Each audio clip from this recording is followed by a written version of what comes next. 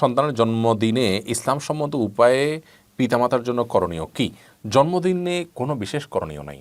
অযথা অপ্রয়োজনে এবং অহেতুক অনেক দিবস অনুষ্ঠান ইত্যাদি আমাদের আজকের এই পৃথিবীতে প্রচলিত হয়েছে। এর মধ্যে জন্মদিবসের বিষয়টা অবশ্য আজকে প্রচলিত হয়নি, এগুলো অনেক আগে থেকে হয়ে আসছে।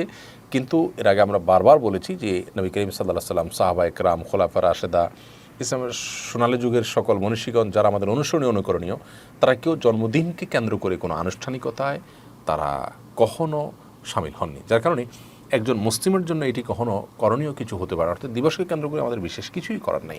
মনে হয়েছে সেই জায়গা থেকে একটা বছর চলে গেলো, মনে করলেন, কল্পনা করলেন, এগুলো একান্ত আপনার নিজের শিক্ষণীয় উদ্যোগ, সেটা আপনি করতে পারেন। যে শিক্ষামূলক উদ্যোগ, আমি শিক্ষা গ্রহণ করলাম যে জীবনে একটা পাঠ চলে গেল, আমার বয়স ভারী হয়ে যাচ্ছে, আমি করছি কি, নিজের হিসাব মেলানোর চেষ্টা করলেন, সেটি একটা ভিন্ন বিষয়। বাচ্চাকে সেই চেতনা তার মধ্যে দিলেন, সেটি একান্ত আপনার নিজস্ব হিসাব নিকাশ মেলানোর ব্যাপার, আপনার নিজস্ব শিক্ষা গ্রহণ করার ব্যাপার। শরীয়ত আপনাকে জন্মদিবসকে কেন্দ্র করে কিচ্ছু করতে বলে না।